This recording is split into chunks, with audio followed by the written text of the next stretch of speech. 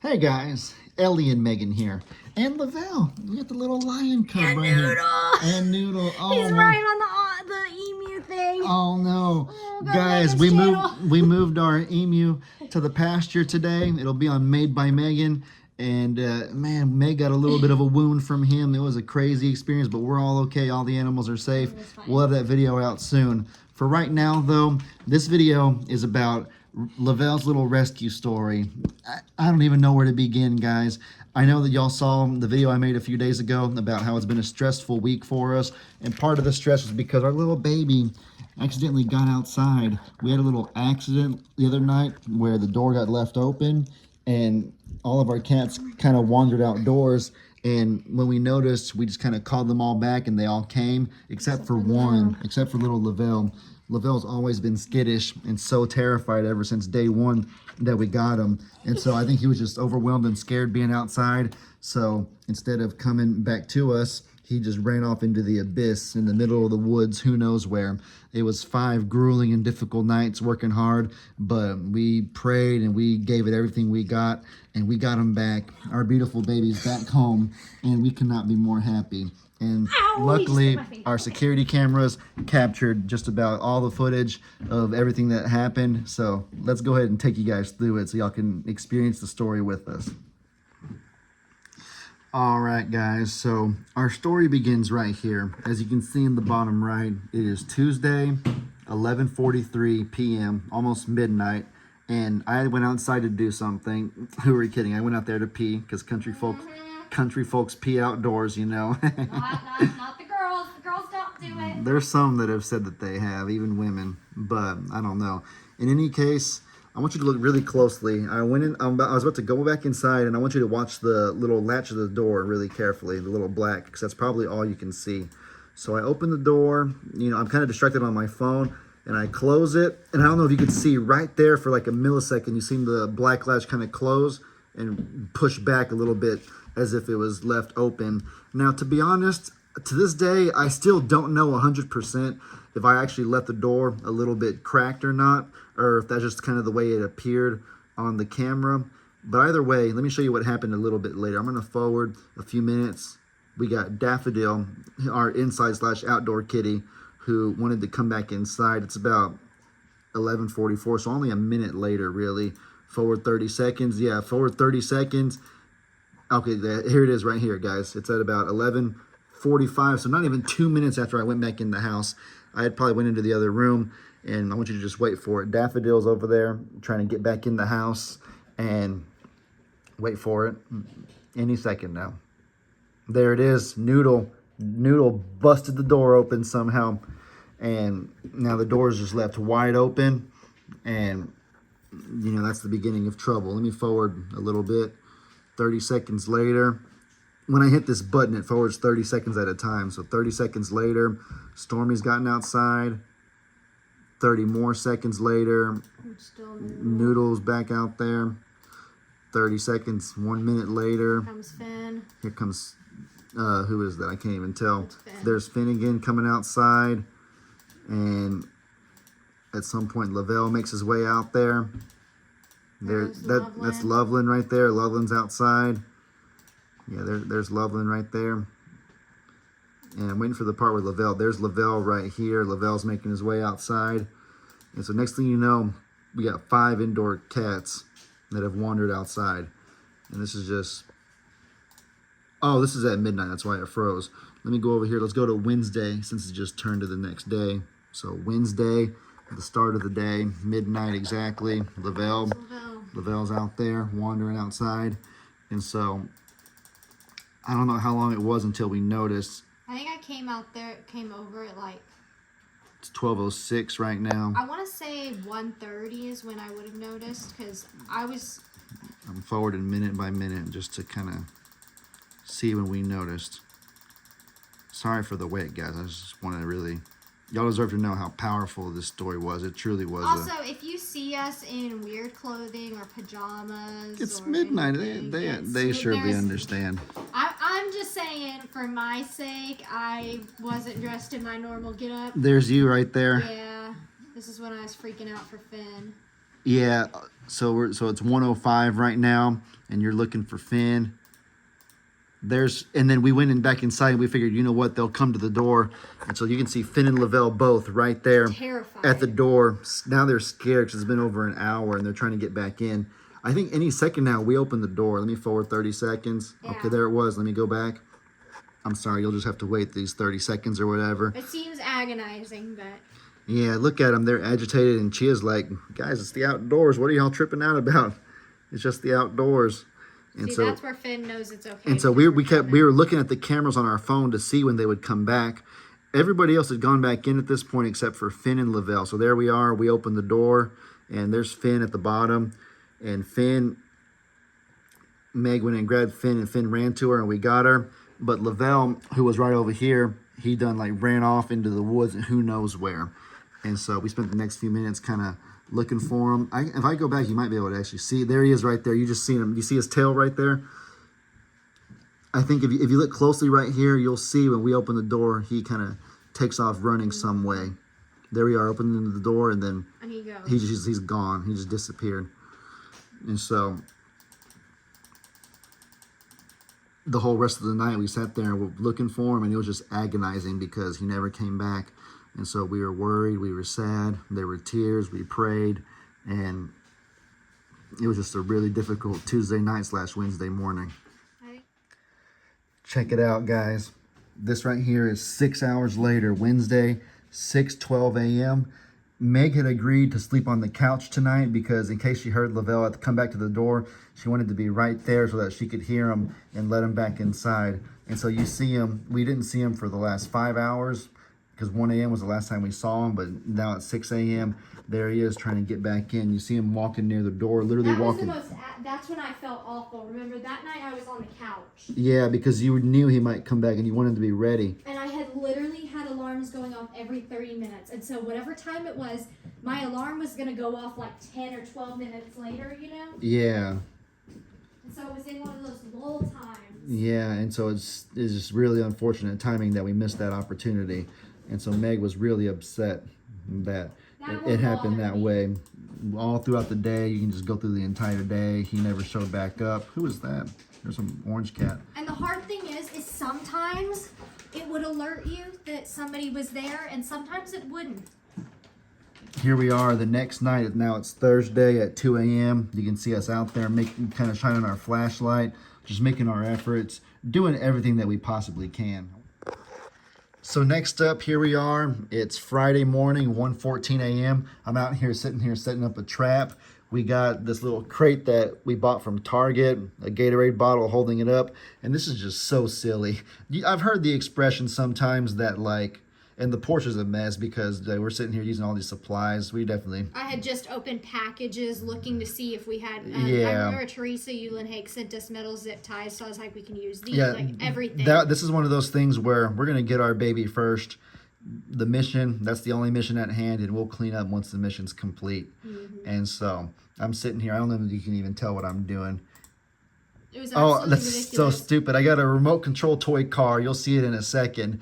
And my plan was, all right, let me get this remote control toy car. Let me attach it to a string. And let me attach a string to this Gatorade bottle right here. And then when we see Lavelle on the camera, I'm going to crank it up. And then I'm just going to zoom the car so it pulls the Gatorade bottle out and traps him inside of the crate. The stereotypical string on a crate trick. There's my little car right there. This trick, unfortunately, did not work because, unfortunately, it turns out that the car's battery powered. So you have to go out there manually and turn it to an on switch to even get it to work. And so I didn't realize that until about right here, and I was like, great, that idea is never going to work. I think who knows if that's even when I realized it, and I don't know what I'm thinking. But anyways, you can just see, the point is that it's 1:16 in the morning, and we're trying every effort to set up a trap to get our little baby so we can bring him back in the house. And Meg's out there watching me. Y'all ever heard the expression about like a dumb smart idea? Like sometimes whenever you do something that's so silly and goofy, it's like stupid is almost a word you use for it. And so sometimes I feel like I'm a pretty smart guy, but I feel like I have some pretty just such goofy and outrageous ideas that it almost comes off kind of dumb.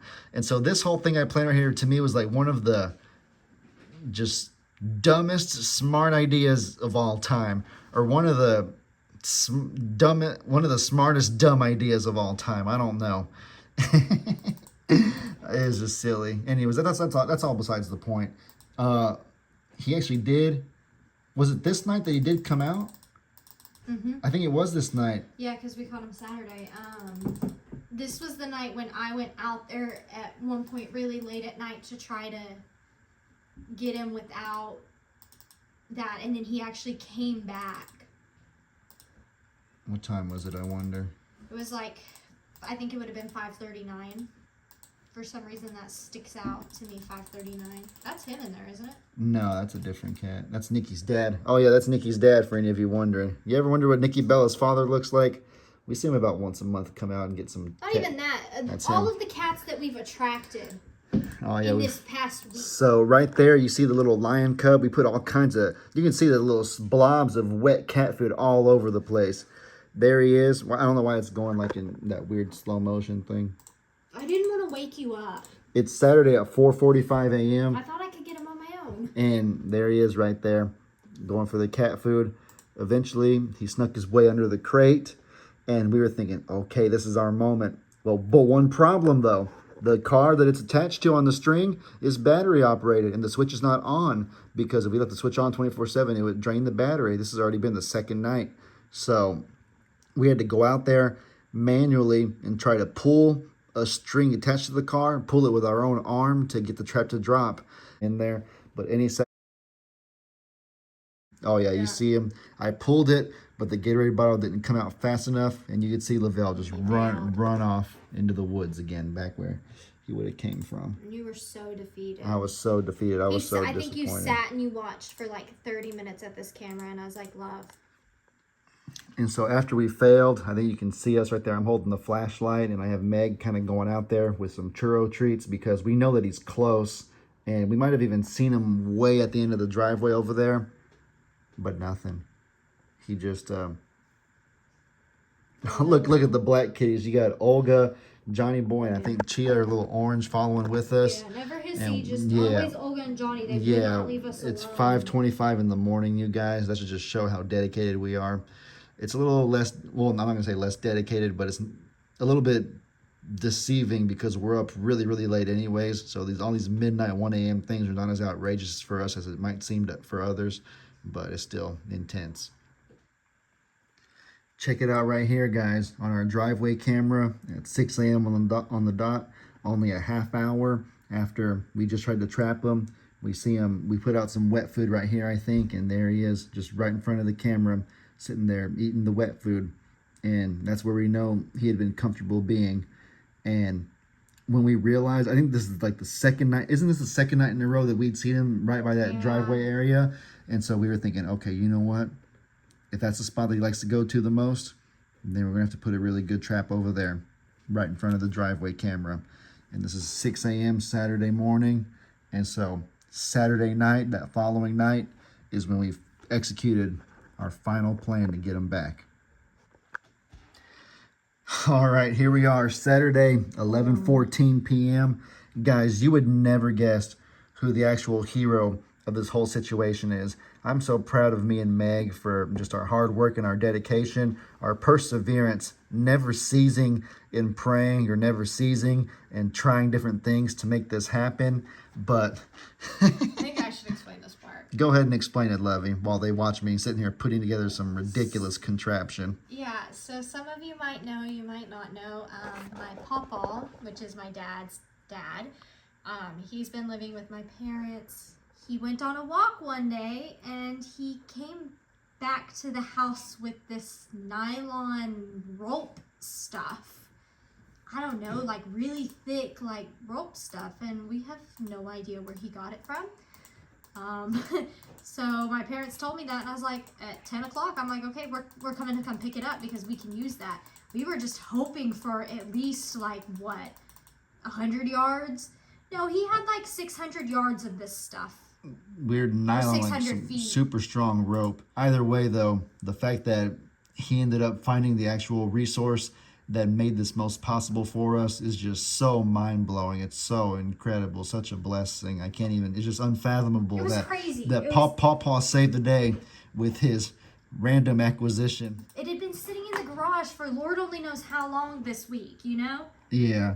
So now here we are on Sunday morning. This is when we actually finally got him. I don't think this is when we had this right here is some string that we got from Gigi and Paw. Gigi gave me that string. I don't even know if I told you that. But the string, and there's Lavelle going inside at 12:05.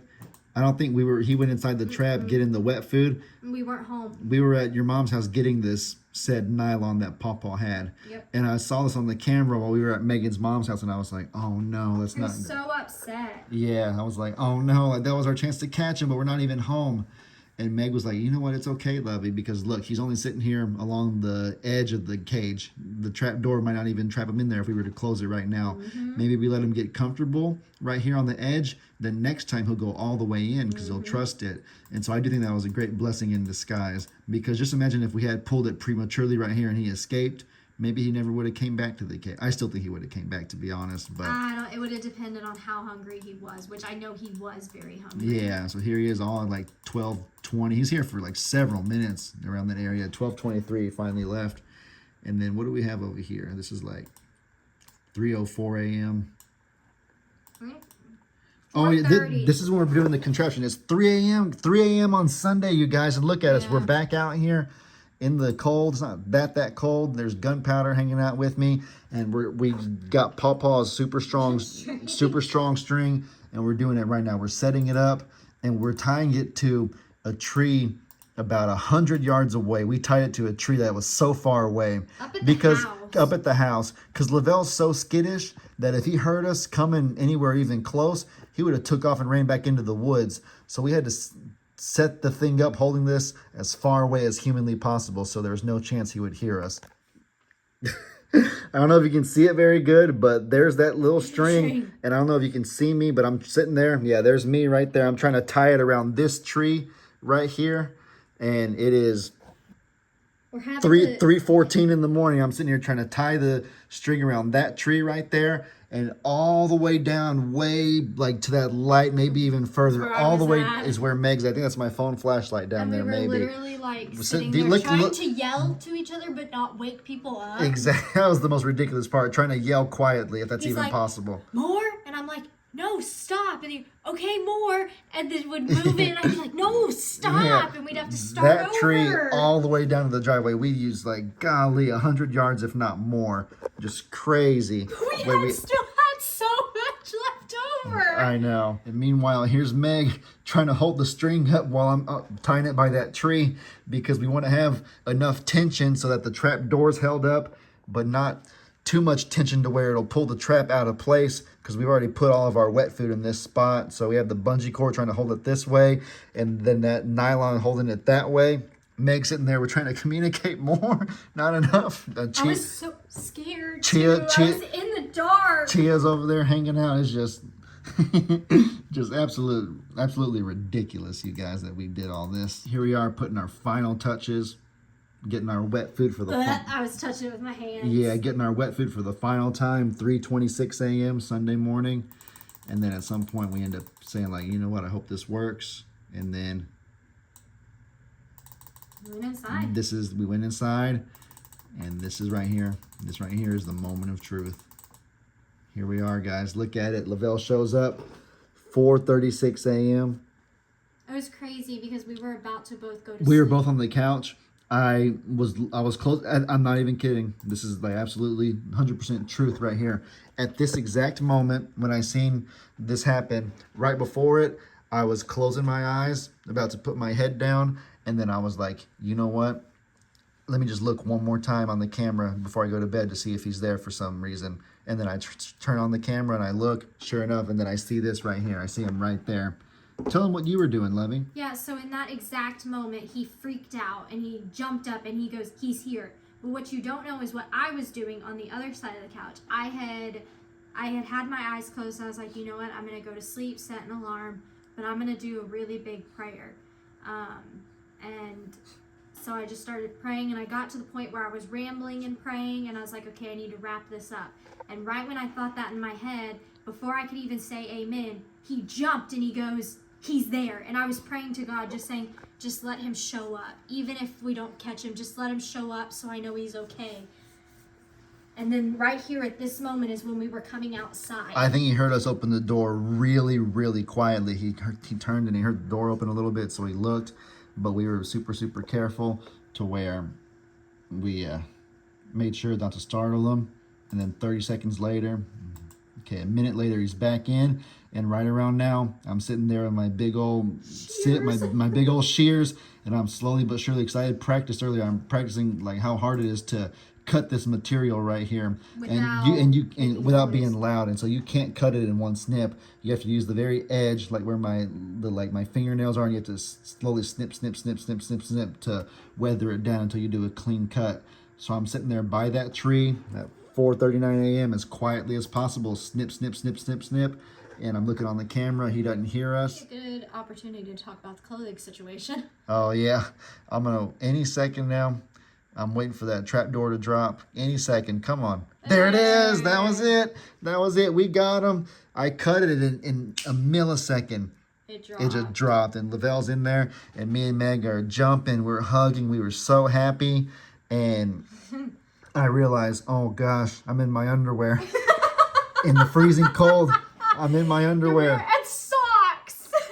I'm going to use... I'm going to cover so you guys don't have to see me in my underwear. But basically, there we are. We're looking. And... absolutely ridiculous. Oh, my goodness. And we're like, we got him, Lovey. We did it. This is absolutely crazy. What time is it? 4:41 in the morning. Oh, there he goes. Standing up. And at this point, I'm like, why didn't you put shoes on? He ran up. Time was of the essence. There wasn't time to put on shoes and stuff because we didn't know how long he'd be there. That was our opportunity. And then anyways, we got him. We got the cage. We took it back to the house, and the rest is history. Oh my goodness, guys. And that right there is the beautiful story of how we rescued our little Lavelle after 5+ days of him being out in the woods doing God knows what. We finally got him home. But you know what's crazy is he was very upset when we brought him in the house. Like he was. Lavelle was. He was terrified. And then 4 hours later at 8 o'clock in the morning, I had to get up because we had a friend escape. And it's okay. It was a donkey, and I got the donkey back in the pen. But point being, I had to get up. And so after that, I grabbed Lavelle and I was like, you're coming to lay in bed with me because I need your cuddles. And ever since then, he's been the biggest love bug. He missed us, though. He's tired of being... He don't want to be an outside kitty anymore. No, he doesn't. He slept for so long. He's ate so much. Mm-hmm. We're so happy, so blessed, so thankful to have him back. Our little lion cub. Mm-hmm. Alrighty, guys. Well, I hope you enjoyed that story time. Sorry if it was a little bit long at points. But y'all be sure to let me know in the comments what kind of stuff you guys want to see. I hope you all have an incredibly blessed day. And as I always say, your boy Ellie out.